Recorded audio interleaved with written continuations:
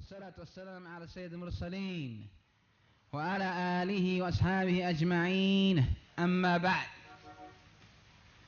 Today بإذن الله تعالى يوم الجمعة ليلة السبت, the 16th of Rabi' al-Thani 1425 Hijri, it being in agreement with June the 4th 2004.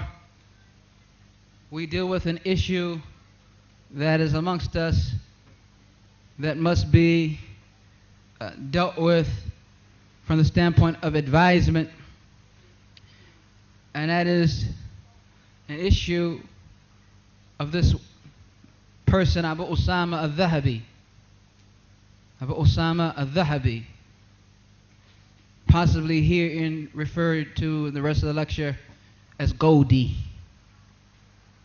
Goldie. He has this, from what I know, this affiliation with this issue of metals that are precious and the like. He said that originally why he took the name Al-Dhahabi was he was an individual in the dunya who was attached to gold and things of that nature. And therefore he wanted to be called Al-Dhahabi, the golden one, or Goldie, if you will. And there's nothing wrong with that in the general sense when a man chooses that, and you know, hakadha. Walakin, he said later on, when he learnt of the existence of the great muhaddith and historian Al-Dhahabi, the scholar, he wanted that name also. But we'll stay up on the principle. And we'll say that this response that came about through the actions that he came and foolishly committed that day, where he came to Masjid Rahmat and claimed that he wanted to make tawbah and the like, we'll say that all of this and pretty much of the fitna connected to Abu Usamah al-Dhahabi, or Goldie if you will, is because he doesn't have the ability to shut his mouth. He doesn't have the ability to stay in his place and to be quiet and to stay out of affairs that simply do not concern him. So we give him this principle, since he likes expensive jewelry and the like, gold and silver and whatever. The principle states, إن كان كلام من فضة فالسكوت من ذهب. That if talking is from silver, then silence is golden. That is, talking is from silver, then silence is golden.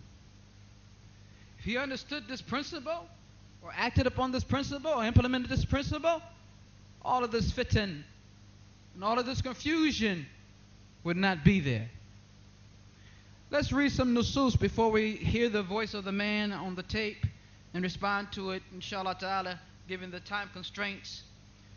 Respond to as much as we are able to respond to. And that is the matter of nasiha must be there.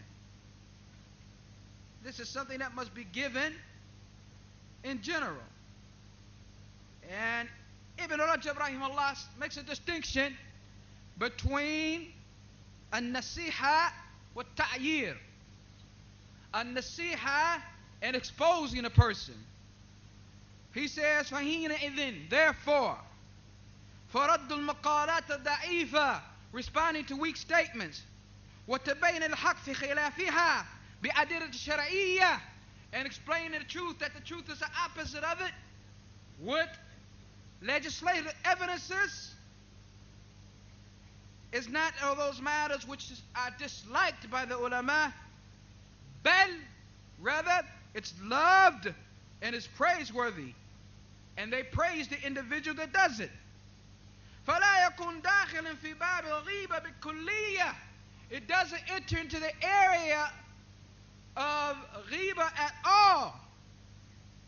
So if it becomes such that in correcting or rectifying a wrong, an individual hates it because you have exposed his mistake, فلا إبرة بكراهته. It's not to be looked at whatsoever his dislike, his hatred. Because his hatred for the haqq being made clear,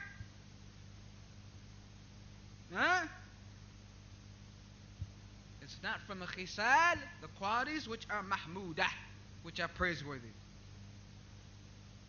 When a person makes a mistake regarding the statement of regarding the deen of Allah Ta'ala, regarding halal and haram, regarding qala Allah wa qala Rasuluh, then he is to be checked.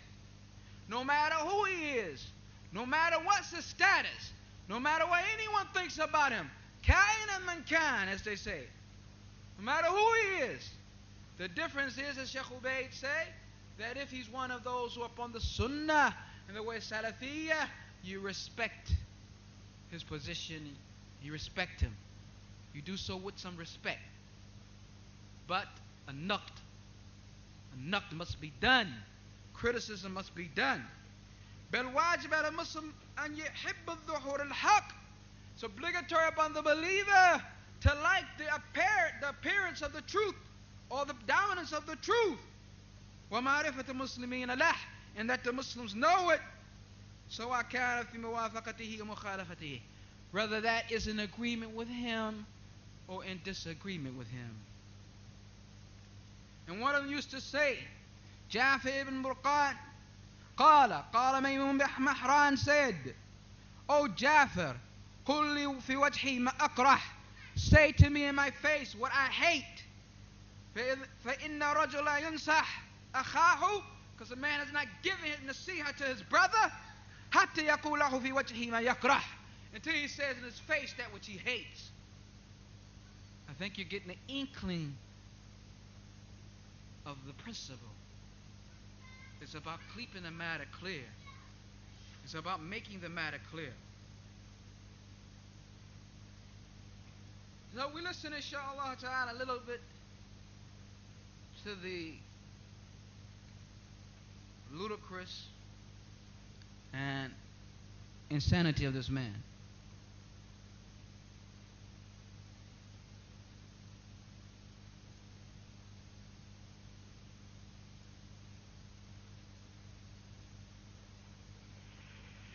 بسم الله الرحمن الرحيم.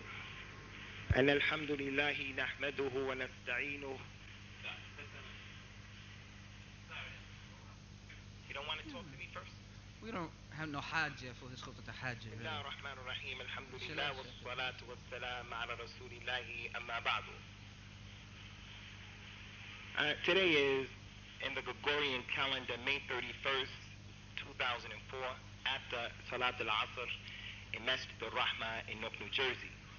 And I am your brother Abu Usamah al-Zahabi. And I've come here after being in the city of East Orange and North for a week. I've been sending messages to the masjid through different people trying to set up a meeting with Abu Uwais and the responsible people here. As a matter of fact, one of those people was Brother Naeem, who just attested to the fact that he did receive one of those messages from one of the brothers who called from Passaic, New Jersey, and that was at the beginning when I arrived in the area. I also gave a message to Brother Qasim and Abdul Hakim, individuals to set up a meeting, because I wanted to come to the masjid to make a tawbah, to make a public tawbah and recantation for whatever is needed and whatever is necessary as it relates to my salafiyah. MashaAllah. La hawla wa la quwwata illa billah. And individuals who have ears are amazed. Amazed. One is, I don't know or recall, and if I'm mistaken, then correct me. of there being any need to specifically go to any particular location to take Tawbah, to repent to your Lord. I know that to make Tawbah, you have to quit the sin. To make Tawbah, you have to make istighfar upon your tongue. To make Tawbah, you must have the resolve, the azm, never to do it again. And if there's a right of an adami, that you give that back. But I've never in any of the books dealing with issues such as this matter have ever heard that there was a specific place you had to go to make Tawbah. Now, I am a firm believer in the fact that if someone's going to make Tawbah, that they should at least know what they're making Tawbah for. I think that this is very important. I think that it's quite hard for an individual to make Tawbah for something they don't understand that they're making Tawbah for. What in the world are you going to make Tawbah for something that you don't even understand what you're doing? I ask that you listen again.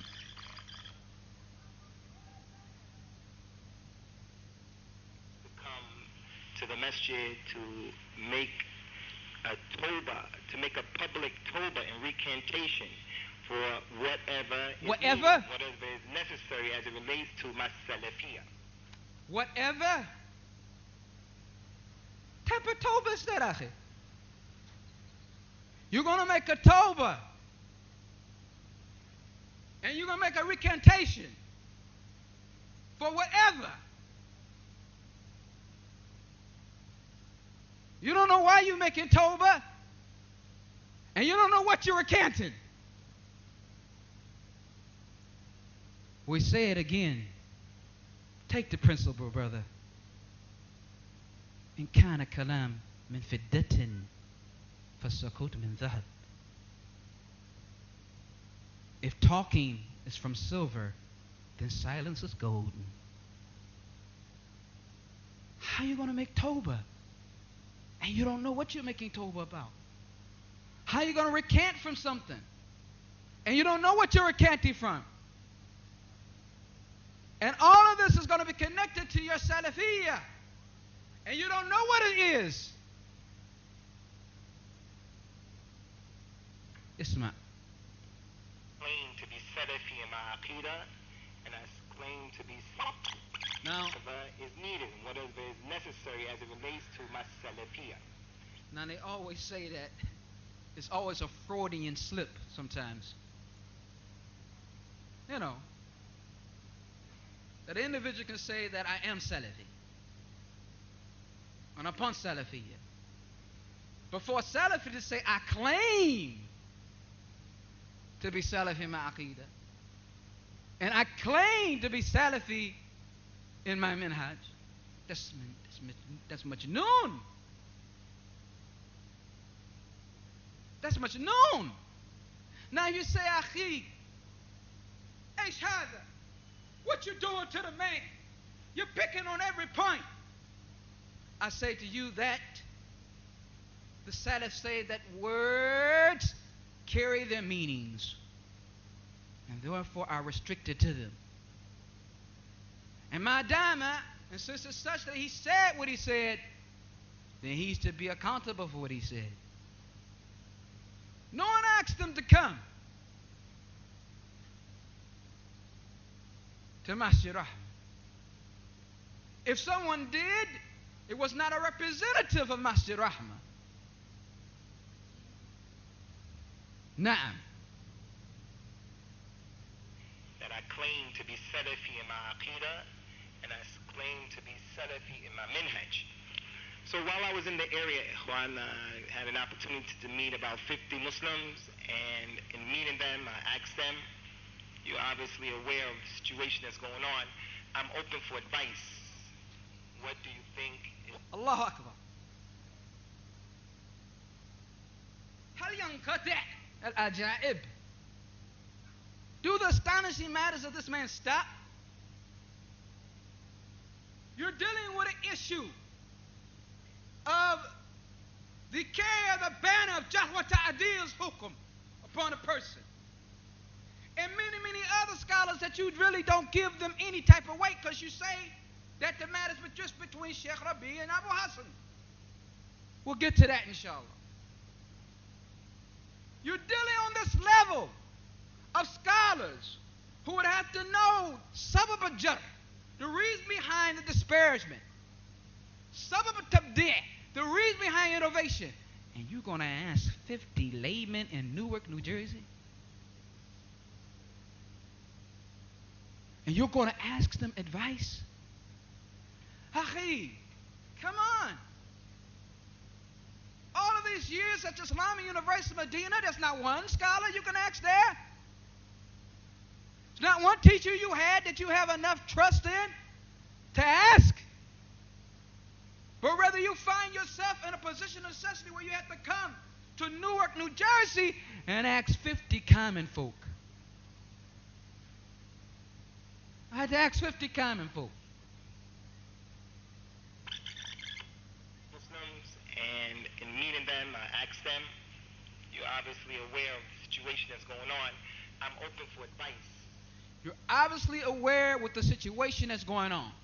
So he is claiming that these 50 brothers knew what was happening vis-a-vis regarding Abu Hassan al-Ma'arabi, regarding as we say, Goldie's position, regarding all of that. They understood it, right?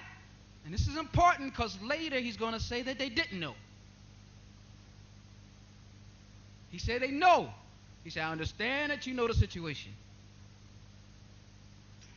What do you think is, what I need to do? And asking 50 laymen, what do you think that I need to do? فَاسْأَلُوا أَهْلَ الذِّكْرِ إِن كُنتُمْ لَا تَعْلَمُونَ. Ask the people of knowledge if you don't know. I say that the man needs to learn. إِن كَانَ كَلَامٌ مِنْ فِدَّةٍ فَسَكُدْ مِنْ ذَهَبٍ. If talking is from silver, then silence is golden. Tell Goldie that. Turned out that no one was able to tell me why I wasn't Salafi. No one was able. So obviously they don't know the reason. You just said they knew. Y'all know. You 50 people know. Now they're not able to tell him why he's Salafi. Akhi. Subhanallah. Hada min al-ajaib. This is astonishing. That someone who studied in Medina and know all the mashayikh is walking around wondering, why I'm not Salafi. No one can tell him why he's not Salafi. No one can tell him why he's not Salafi. I like to know who these 50 brothers is and have a talk with them. We got a sidebar. So I wanted to come to make it perfectly clear from what I gathered from the internet and things like that, is that the people said that the ulama of al-Islam, the shuyukh of our dawah, they said that I wasn't Salafi and I was a deviant, which isn't the case. The reality of the fact is that Sheikh Khalid Harabi is the only one who said that I was a deviant. Uh-oh. Uh-oh. Kadhib. No, maybe it ain't a lie. I'm sorry. I shouldn't say that. You mean I read about him? What you say Zayd Madkhali said about him? And he didn't read it? You mean I read about him? What Sheikh Ahmed Najmi said about him? When it's described to him, he says, Mubtadi' fa'ran, turn away from him. You mean I read about him and is still on righteous path? What Ahmad Basmoud said in detail about him, but he doesn't know?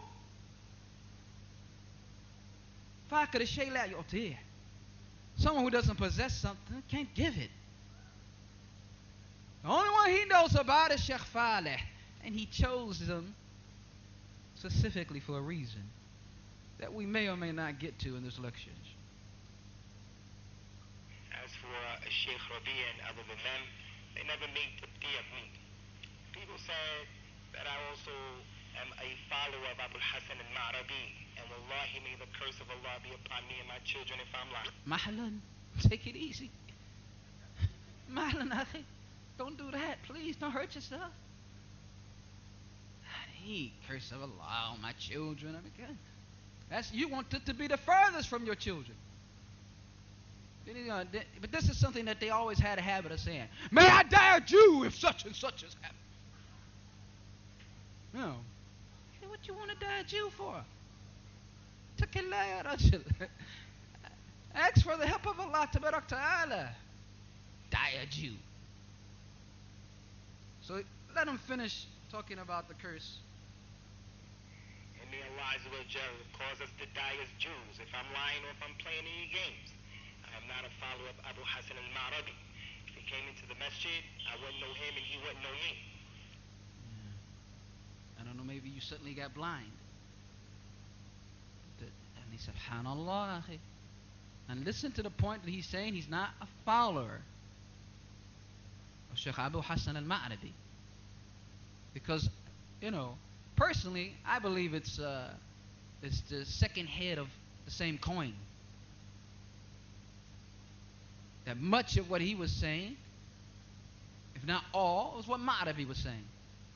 To the degree, like our brother Abu Hassan Malik said, he put about 7 tapes together and listened to them.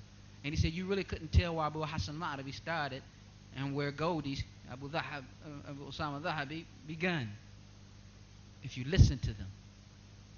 He was a defender, staunch defender of the man early on. But the interesting here is that he said he's not a follower because later on he wants to be treated like a follower. Back and forth. Back and forth. All I said was, I don't see the man as being a deviant because of the ikhtilaf that remains between him and Sheikh Rabi'. I don't see the man as being a deviant.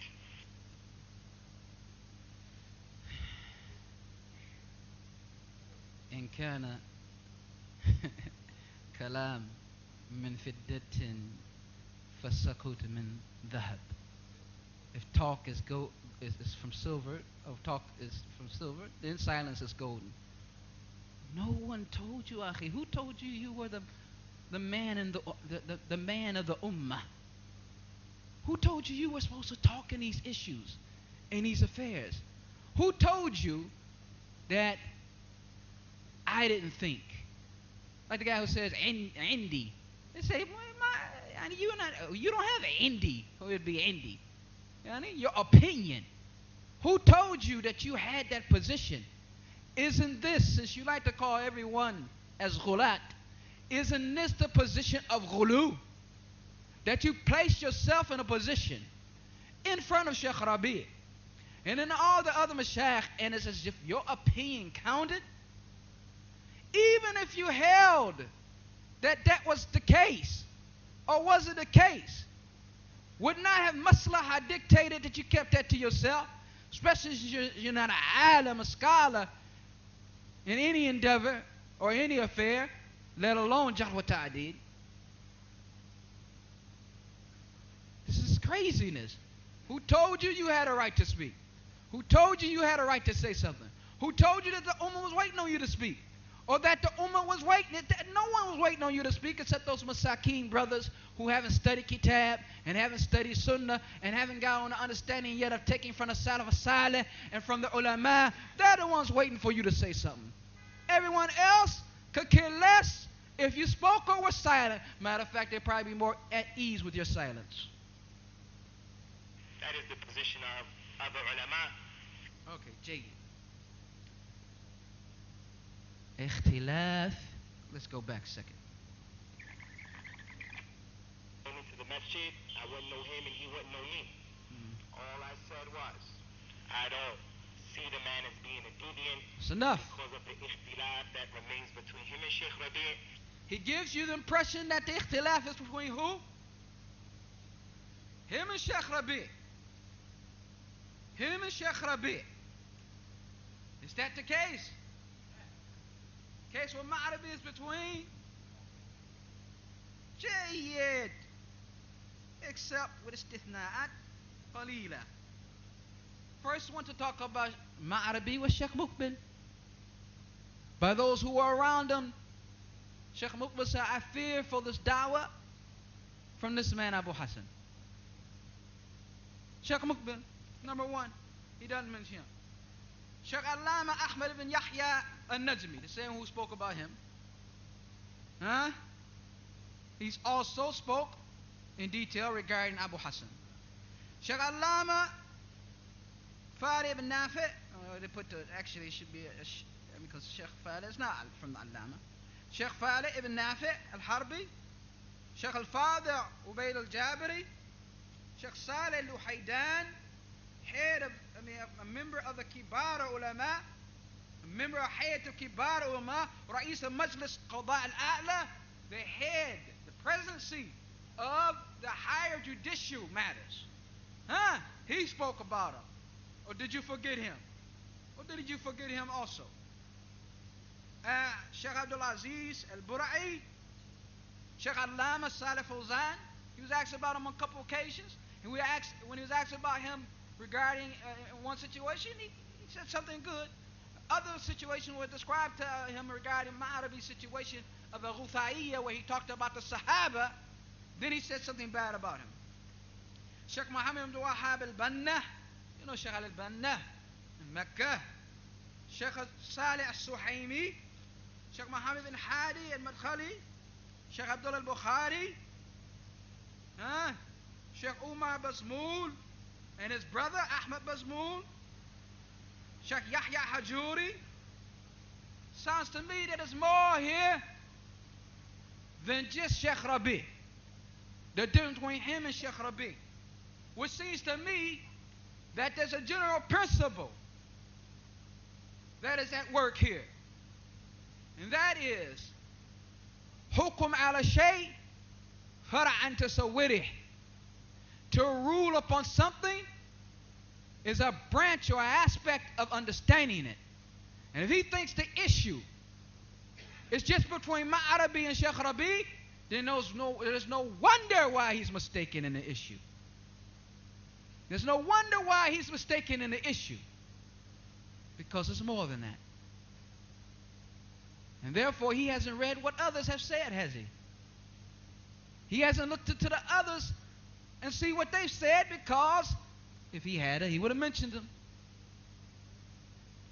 Also, it should be known that there are over, and we can read them by name, but we don't have the time, over,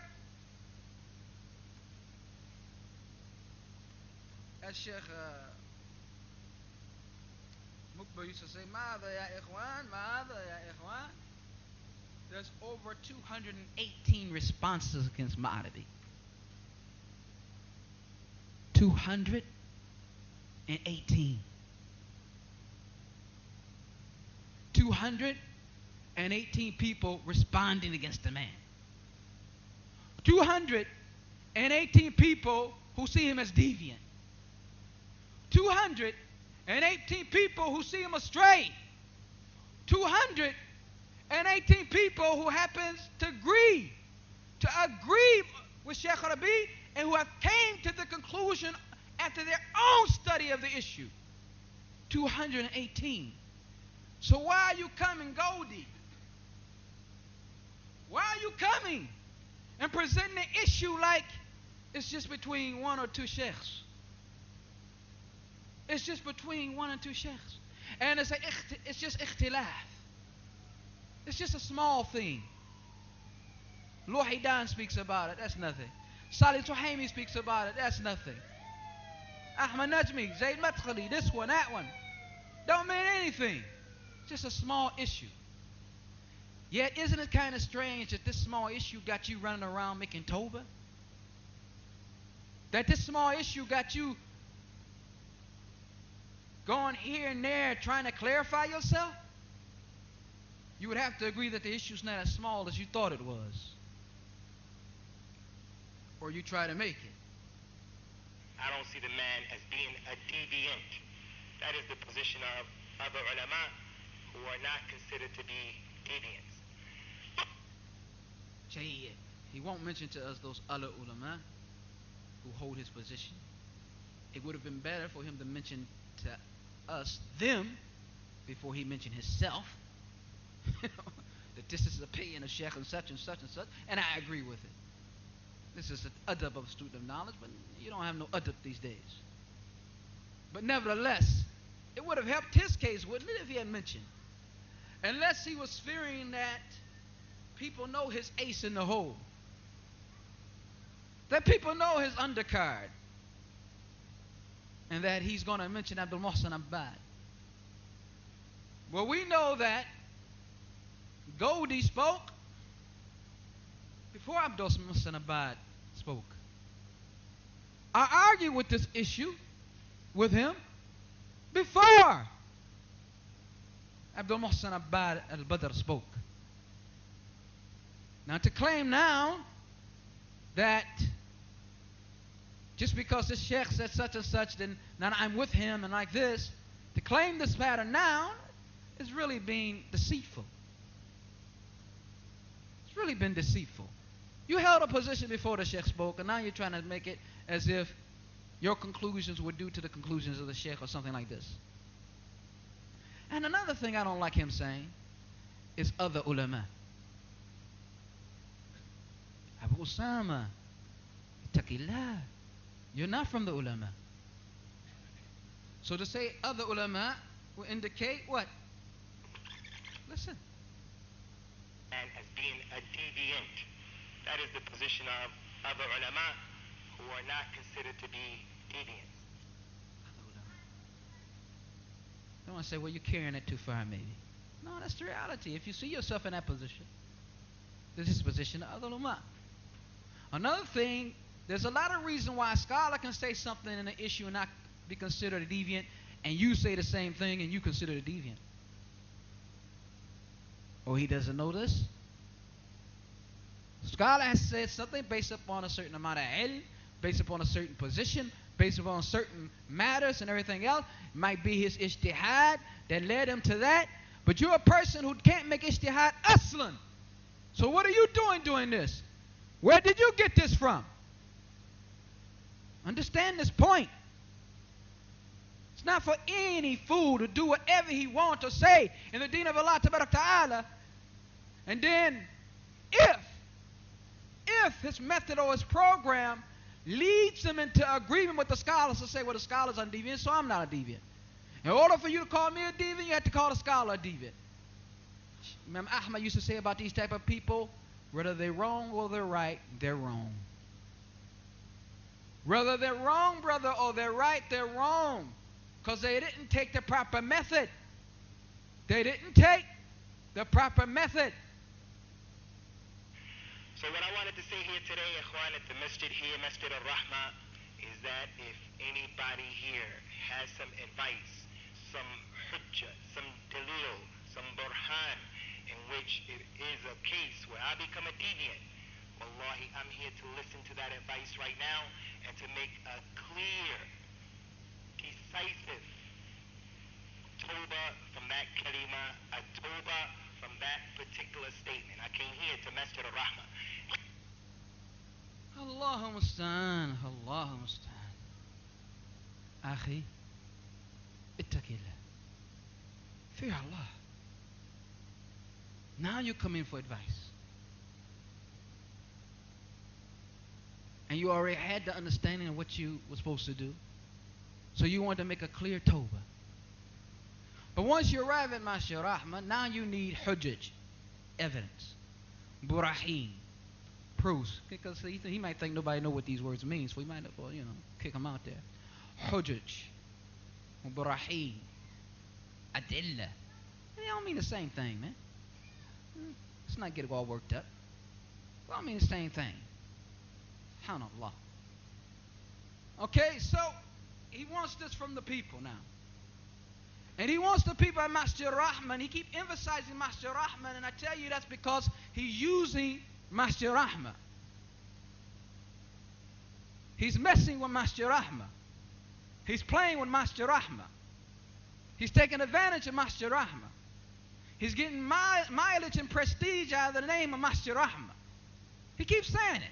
So here I am at Masjid Rahman. Yeah.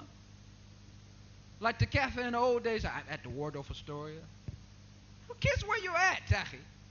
Taqillah ya rajul. Who cares where you're at? The point of the matter, now you want from our brothers, our general brothers, to give you that which I guess you couldn't get anywhere else. I guess you couldn't went to Sheikh Rabi and got no hujjaj, no buraheen, no adillah. I guess this sheikh that you love so much, Abdul Muhsin Abad, you couldn't have called him. There's no one in the Haramain you could have got that from. Hujjaj and buraheen. No one you could have called in the dunya who had knowledge of kitab wa sunnah and the minhaj salaf as-salih and could have rectified your matters and guided you in this issue. You had to come to Newark and get it from the brothers. So I'm asking them if they got anything to present. This is game. Let's call it what it is, Goldie. It's game. You know the brothers. I mean, let's be honest, half our brothers don't remember their name. Get up, don't you know? Call him Mustafa. He said, what? Oh, yeah, that's me. I mean, haqiqatan yani, not in a negative way, but realistically, they're not going to be able to give you that answer. Half of them didn't remember what it was you did. And the absence of the remembrance doesn't indicate that you didn't do nothing. So like you knocking somebody upside their head and they come to, but they don't know it was you. I mean, you didn't do the crime. You're asking the wrong individuals. You know very well that you are. Using a strategy here. Technique. How you going to come and ask the brothers in the masjid? You come for Toba, and now that you're here for Toba, you want them to bring all their evidence and stuff. You haven't asked Ahmad Najmi what was his evidence. You haven't asked even for Sheikh Fadeh his evidence. You don't want to talk to him. You haven't talked to anybody like this about these issues. But you think you can get at Masjid Rahman as if we got it like that? We don't have it like that. Raheemahullaah. Mercy of Allah be upon a servant who knows his position. We don't have it like that. It's not an institution of learning where you coming in, and some of us aren't even turning a page to know, are we? The best amongst us might read 1 or 2 pages of Quran. Come on. You know our reality, so you come and you exploit it. I remind all of you of the advice of Sheikh Rabi to the brothers of Masjid al-Rahma. Now he's going to remind the brothers of Masjid al-Rahma of the advice of Sheikh Rabi to Masjid al-Rahma. See, I told you, he don't even think we remember our names. He's going to remind all the brothers of Masjid al-Rahma of the advice of Sheikh Rabi to the brothers of Masjid al-Rahma. Game, Goldie, come on. They went to his house in Mecca, that you should advise these brothers. Went to his house in Mecca. We didn't know that. We forgot we went to his house. But listen to this point. You're going to find something in it that's amazing, that I reminded you about earlier. The issue of what? Of whether or not he's a follower. The thing that he swore by Allah, may Allah curse him and his children, that he died a Jew. Die like Menachem Begin. Die a Jew. Huh? Die like Moshe Dayan. Die a Jew. It's not a fowler. But suddenly he's going to want to be considered a fowler. To the brothers of Masjid al-Rahma, when they went to his house in Mecca, that you should advise these brothers, the followers of Abu Hassan al-Marabi, you should advise them. And if you find that they insist and persist upon what they are, then you should leave them alone. But don't be like the people who pour gasoline on a man who's already burning. So if people view me as being non-Salafi for this reason or that reason, I am ready here in Masjid al-Rahma to hear those hujjaj. What's that? What's that? Akhi, you just swore you're not a fowler. Akhi, you just swore. You were curse of Allah Ta'ala on your family, upon your children. You want to die a Jew if you're a follower. But now you want to marry the brothers who you've asked from them advice, that they should advise you. And what is your evidence of that? What Sheikh Rabi said, that how you should advise the followers of Ma'arabi. Tell me, Akhi. Tell me if the words aren't true. In kana kalamin fiddatin, that if talk is from silver, fasakut min dhahab, the silence is golden.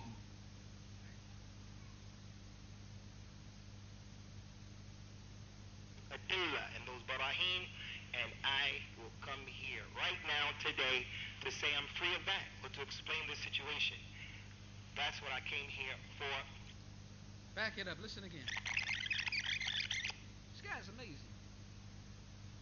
Pour gasoline on a man who's already burning.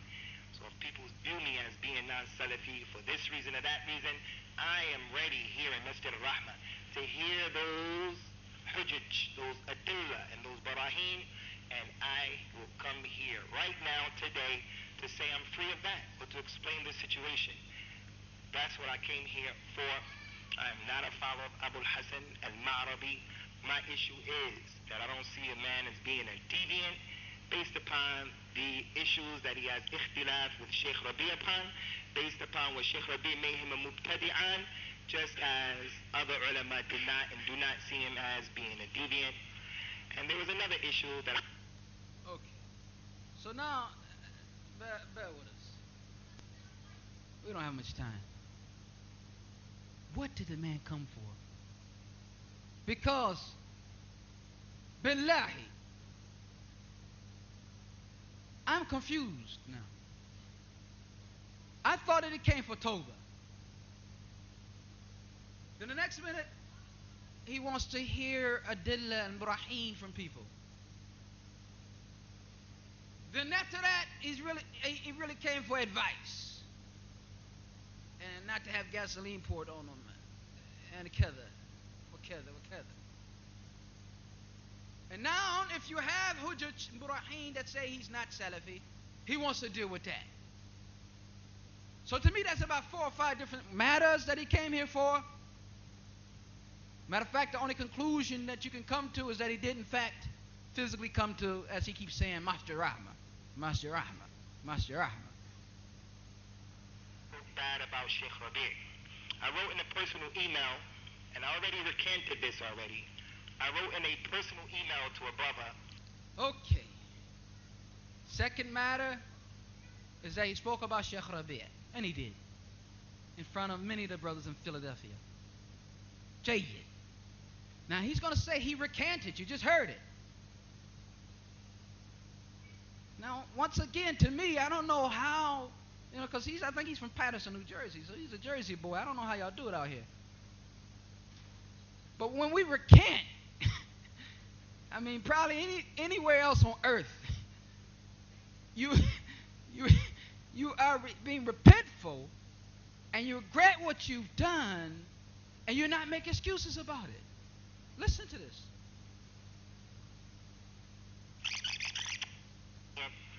And there was another issue that I spoke bad about Sheikh Rabi. I wrote in a personal email, and I already recanted this already. I wrote in a personal email to a brother when he asked me what happened in the majlis with Sheikh Rabi. I said, I saw some things from the Sheikh that don't allow me to take everything from him in this issue. And that brother passed it out to the other people, and the people said, this is talking disrespectfully about the Sheikh. 4 or 5, so many months ago, a long time ago, in public, on an email, I recanted that statement. I said, I shouldn't have said that. That was a wrong statement to make. I didn't mean it like that. No one ever asked me, what did you see? But the point is, we're not going to get into that. I took that back.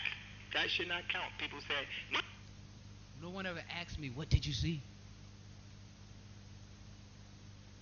That's recanted in Jersey. No one ever asked me, what did you see? I seen things from Sheikh Rabi. He saw something. We want to know what? What was the Sheikh smoking crack? I mean, what was the Sheikh doing Barakallahu feekum. What was he doing? What was the sheikh doing that made it such that you can't accept anything from him? What type of insinuation are you placing there? What type of innuendo are you using? What are you trying to say about the sheikh? I saw things that wouldn't allow me to accept what he was saying. I saw things from him. He's recanted from this. Why? Because it was wrong to do. He recanted from this. Why? Because it was incorrect. It was disrespect to the alim and ulamah from an inheritance of the Prophet sallallahu alaihi wasallam. No, he recanted because it got hot.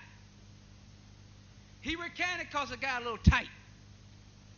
By virtue of the fact that he's saying here, nobody ever asked me what I saw. Nobody ever asked me what I saw. Fool, who cares what you saw?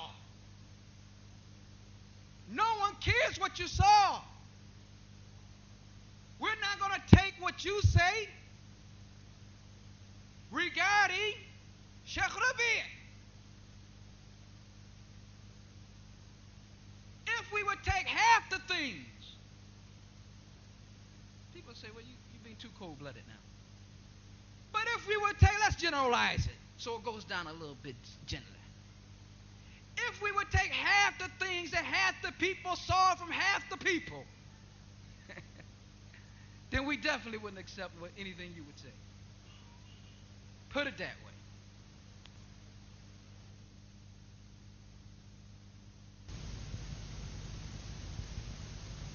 Regarding this man we didn't see. You saw something that made it impossible for you to accept from the sheikh. In Islamic terms, akhi. In the Sharia term, akhi. In the matters regarding fiqh, akhi, what are those type of things that make a person's word unacceptable? I don't think you can crawl away from this one. I don't think you can get away from the narration of the Prophet sallallahu alaihi wasallam.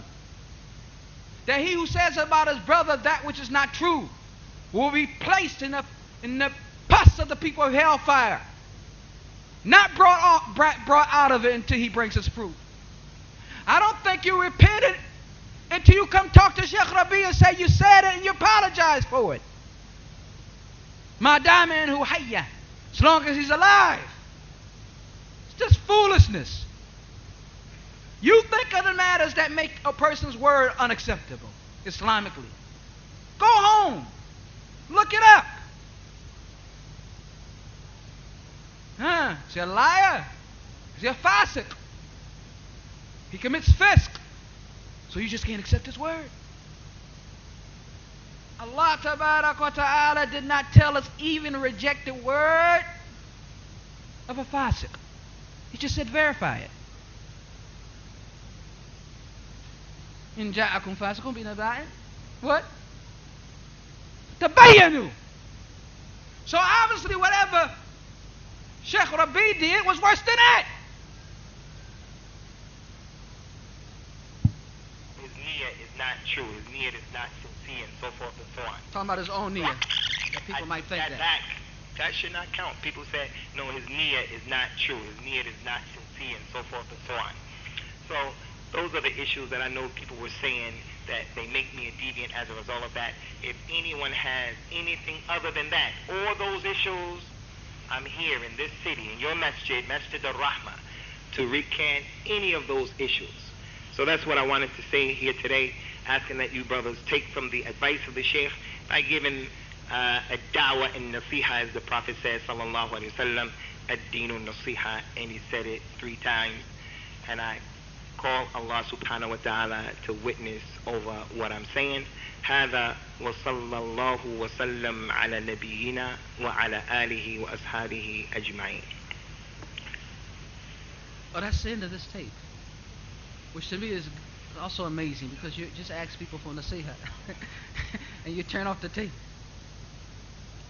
And we heard this, or know that he came, and we really believe that we were taken advantage of. And as for those brothers who might be a little soft-hearted around here, who, say, well, I don't care if I say Abu Usamah, I'm gonna hug him, I'm gonna do this, or those brothers who I've been I listened to his tapes, all these years. Well, hell, it did you a lot of benefit. But anyway, and it's this and that and the other, yani, and I feel that this is incorrect the way he's being treated and so forth. Those are softies in general, and their words aren't to be taken, and really we give no scale to it whatsoever, because this is a serious matter, and you need serious men. This is a serious matter, and you need serious men. That childlike, walking around in pamper type mentality is not what we're about. But he took advantage of it. And, if a brother don't know when he's been taken advantage of, subhanAllah. It's like a woman who doesn't know she's been taken advantage of. Man came in specifically to the masjid to make a point. He sent the email. Oh yeah, these guys don't leave you alone. Sent me an email. It's called Regarding Licking People's Boots. Regarding licking people's boots. Now I take it that someone had read it, probably said something to him, and that maybe his whole move this way was like that and this type of thing. So he felt a need to respond that he's not a boot licker. First of all, he starts out sent to me, and then 100 other people that I don't know anything about. And he sends it to me, and then it's CC to this one and to that one and to this one and to. The names are numerous. So this thing about when he said about Sheikh Rabi that it was a private email, there's no way in hell it could be a private email if you send it to 100 and something people. There's no way. So okay, this is a private email here, I guess. Private email sent to everybody, but a few on the planet.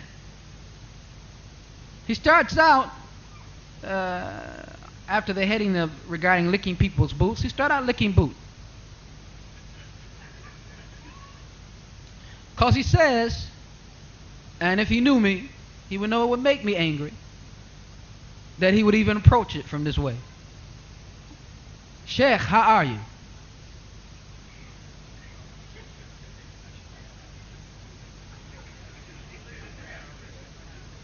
You don't know me.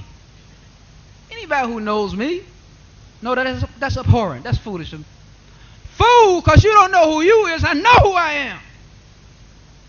You don't understand your level and you want to transgress the boundaries, can do so.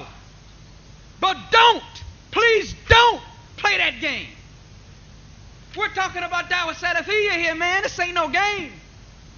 We're talking about what we own. It's this particular path and a particular way, following a particular people upon a particular minhaj. And our minhaj teaches us that we don't step above our station. Sheikh, write that to Sheikh Rabi, akhi, that you disrespected. Sheikh what? Sheikh of what? Sheikh is the one in the Arabic language that says tajawaz al-khamseen, who has passed the 50s, and he's at the 60s. What, the last time you saw me, I had a stick and a cane in my hand and all this? Where you get this from? I just arrived back to the UK, and I made it back safely, alhamdulillah, like we care. I don't really mean that in a negative way, but come on, I don't care, akhi. I don't care. I care that you rectify yourself. I care that you make tawbah, and it's a true tawbah. I care that you're trying to play games with the minds of the youth and the laymen that don't know anything. Care that you get yourself together and you step in line with the rest of those who are in the army of Muhammad ibn Abdullah sallallahu alayhi wa sallam. Get back in there, honey. Get back in step. Get back where you belong. Barakallahu feekum. Other than that, I don't care. Immigration and FBI don't give me too many problems leaving this time. I don't care.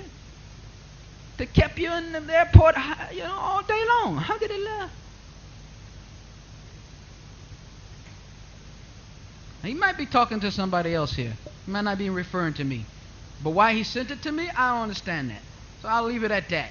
Then he goes into this whole visit to Masjid Rahmah.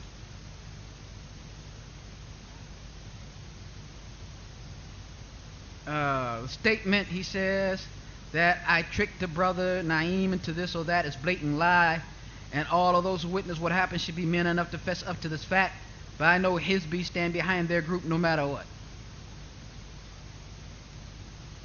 When I was leaving the masjid, I asked Naeem, do you know whether or not Abu Uwais received any of my messages? Naeem kept saying, I received your message. I received your message. He refused to acknowledge whether or not he gave the message to Abu Uwais. This was an indication to me that the brothers were not going to be cooperative and that they were not interested in any real rectification. It's not our rectification.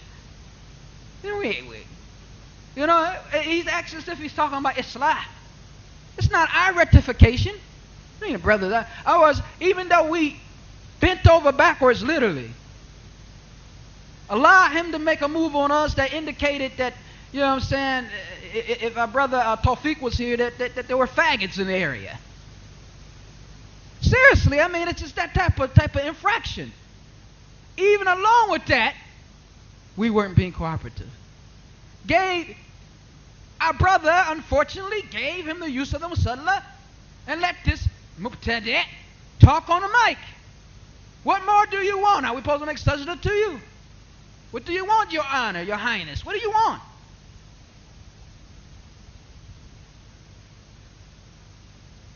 Naeem Abdullah Hakim, Naeem and Abdullah Abdul Hakim, I guess he means Hakim Abdullah, whatever, went into office and they had me wait outside for about 10 or 15 minutes. When they told me to come in, I was surprised to find they didn't have an answer as to how to proceed. Surprised at the brothers. Brothers don't know how to take care of business. Naeem and Abdul Hakim Abdullah, I guess he's talking about. Or Abdullah Abdul Hakim, whichever one he's referring to. So he goes on in front of me. Naeem called Abu Uwais and he left a message on his phone as Abu Uwais did not pick up. And then Naeem on his own accord told me, you can talk. Just allow us to record it. Put Naeem all on front. Put Naeem all on front now. You know what I'm saying? Who asked you who it was that said you could talk? He said this in front of Abdullah Hakim Abdullah and brother Mujahid, who lived in Riyadh and he's now living in Newark. Mujahid was the person who showed me where the masjid was, as I never visited the masjid prior to that day. Jazakallah khair, Mujahid. You ain't talking about Abu Muraisa, I know. He's not talking about Abu Muraisa. Would have took him to a different place. Right there, right around the corner there. Just go up the steps. No. Subhanallah. I had enough sense to bring Mujahid into the office as I felt I needed a witness. He needed a witness. He didn't trust you brothers from the get-go, obviously. To witness to what went on, alhamdulillah, looking at what they are doing and saying. Gee, you hear this man? And you gonna let him do this again? This man saying he needed a witness to witness what they are saying. So you never trusted us. So what did he come over here for? We're not trustworthy. What you want? Leave us alone. We're not trustworthy. Or maybe you saw from us what you saw from Sheikh Rabi. You know. Now, there I doing. He's saying, I'm happy he was there, witness. He said, no, I'm happy he was there and witnessed everything. He witnessed everything that happened in the Musalla as well. After I left a message with Abu Uwais and him telling me to record what I had to say, I went out and prepared to talk on the mic. I began by saying, then he goes on about what he said. Then I named cell phone ring and he motioned me to stop, and if my brother was recording the session to turn off the tape. This was done in front of all the people, so I stopped while he talked on the phone. Where it's supposed to be done at? He hung up the phone and told me to continue. I had enough sense to ask him, was that Abu Uwais? I had enough sense to ask him, was that Abu Uwais? He said yes. This took place in front of all those who were sitting. I don't recall how that could happen. This is qadr. This is qadr. I don't recall any contact except Naeem calling me. And unless something has changed with cell phones, someone has to call you for it to ring.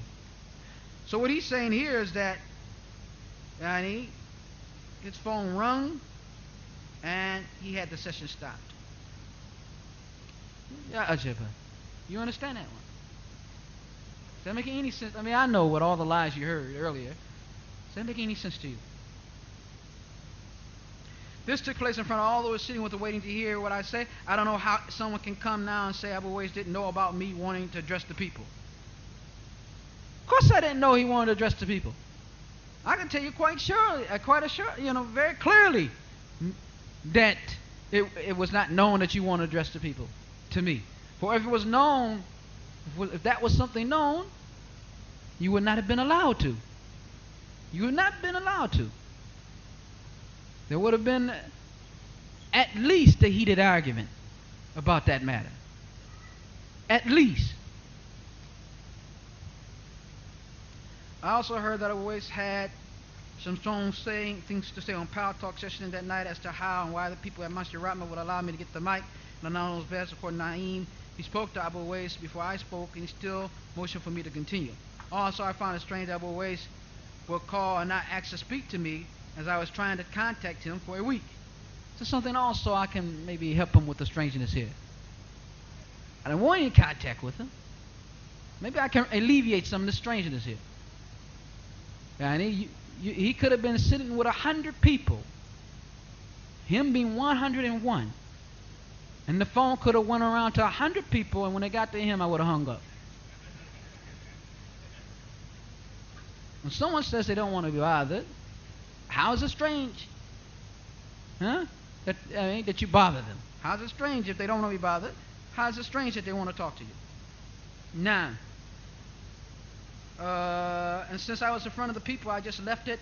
Then I proceeded to tell brothers that Sheikh Rabi advised the brothers from this masjid to give followers of Abu Hassan al-Ma'rabi advice, and that is why I was there. Oh, man. What you gonna do with this man? I thought he was here for October. No, he's not here for October. According to his own email here, he's not a follower of Abu Hassan al-Ma'rabi according to the oath that you heard him saying on the tape. Saying that may the curses of Allah be upon him and upon his children. Saying that may I die a Jew if I'm lying. Right? He's not a follower. But here he's saying,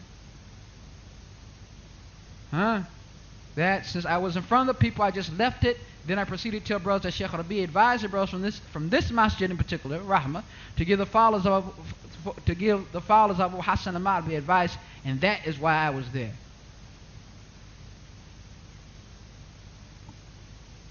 Does it make any sense to you? Maybe the next line will make sense. It's possible. Sometimes the bright stuff is around the corner. I told them I'm not a follower of Abu Hassan al-Ma'rabi, and I was willing and ready to receive any advice from anyone who thought I was a deviant, and how I was hoping someone would be able to show me their proofs.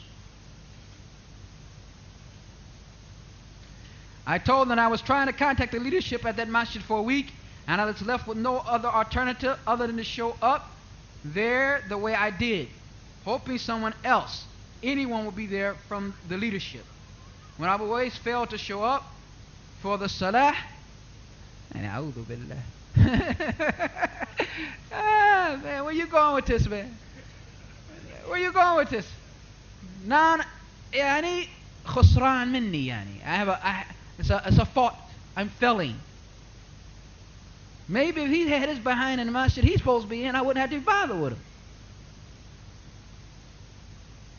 I asked permission from two of the brothers who had keys to the office and who took responsibility for dealing with the situation.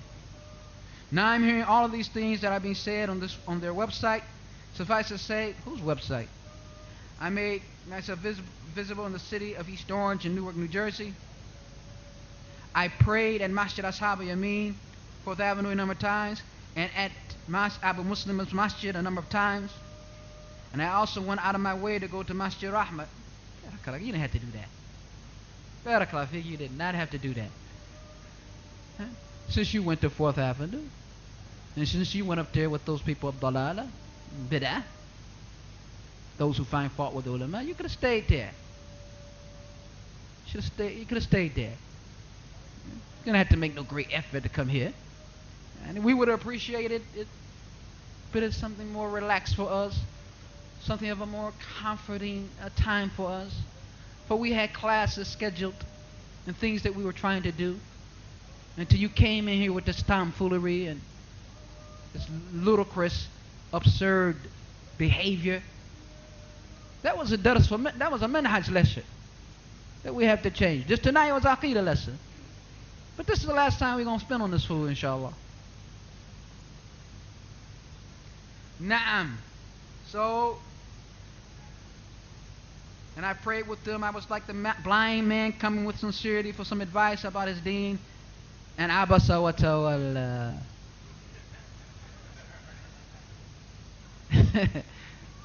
At least he agreed with my point that he was blind. Now, as far as abasa wa tawalla and who gets that ruling as the one who turned him away, I can only guess. I can only guess where he's trying to say that applies.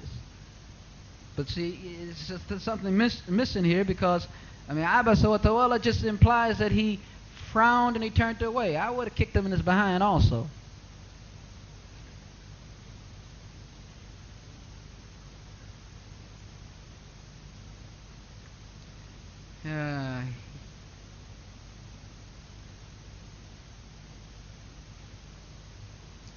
I ate at the local restaurant in the area as well. Quite naturally, I met a Muslim who follows, the Muslims who follow the way of the ghulat. The ghulat are those who don't see things his way.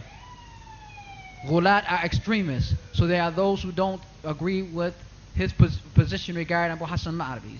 So he met some. I don't know. I don't know if we got any in this masjid or not. No. What's he going to say? All of us are ghulat. Brothers who used to be quite close to who now don't give salams to people. Oh man, what is he trying to say? Take that all the way back to Masjid Dirar if you want. That's not our thing. Eh?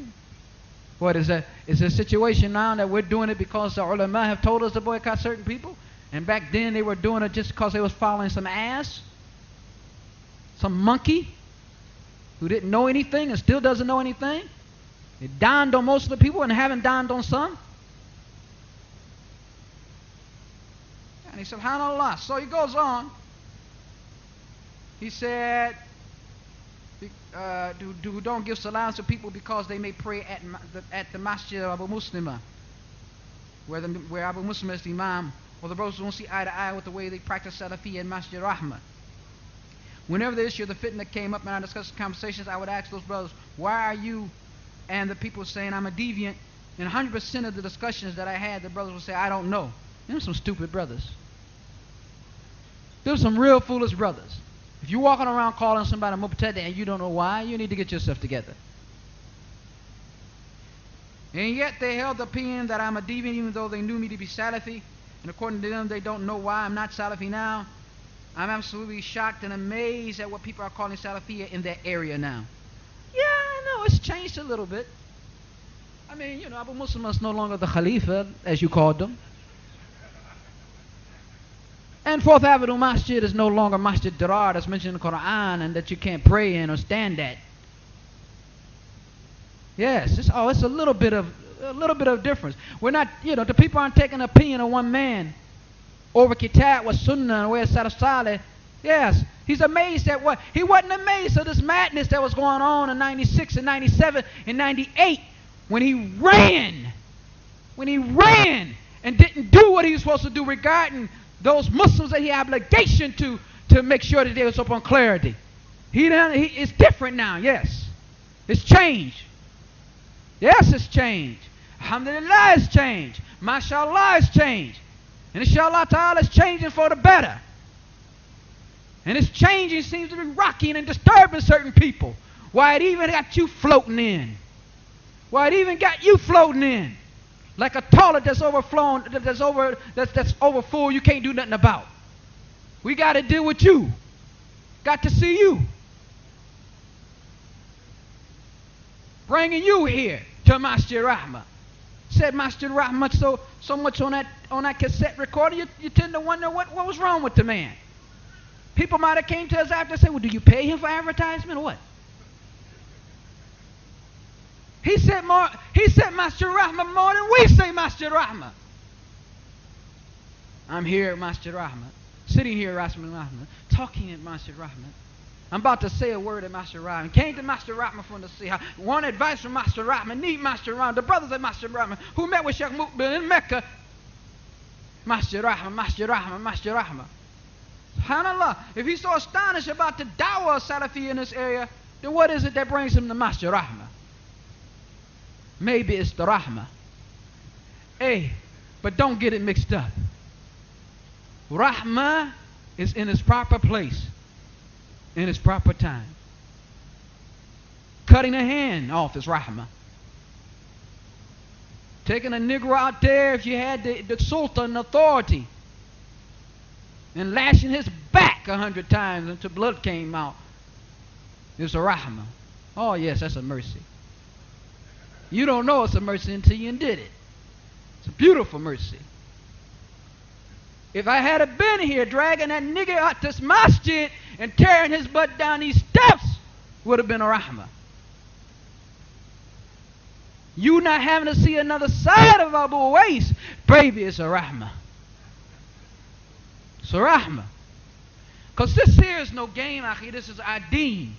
These fools, these buffoons, who were telling people all types of madness in 96 and 97, who had them thinking that that man up there was the Imam and the Khalifa, and that those people were munafiqeen, who never heard the existence of Al-Albani or Bin Baz or Ibn Uthaymeen or the like. That's the Salafiyah he like. Get back with that. So that's not happening no more, insha'Allah ta'ala. Allahu musta'an. I'll say it as I said in the beginning. 75% if not more of this man's problem is he hasn't understood in kana kalam fiddatin fasakut min dhahab, that if talking is silver, baby, silence is golden. Please, Goldie, be silent. هذا وصلى الله على نبينا محمد. بسم الله الحمد لله والصلاة والسلام على رسول الله. The preceding has been a presentation of Al-Maktabatu Salafiyya and SalafiBookstore.com.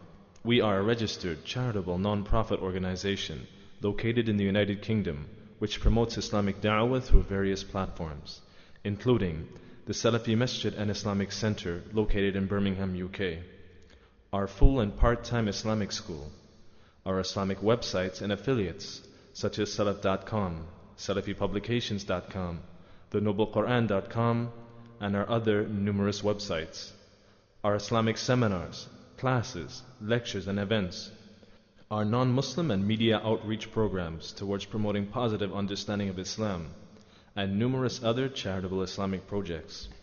You may contact us online at www.salafipublications.com. You may order products at www.salafibookstore.com. You may email us at inquiries@salafipublications.com. For order inquiries, at orders@salafibookstore.com.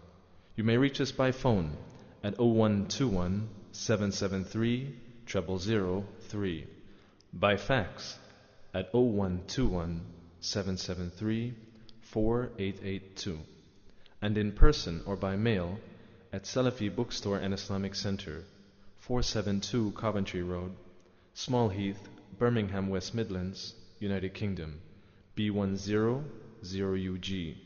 وجزاكم الله خير وبارك الله فيكم والسلام عليكم ورحمة الله وبركاته.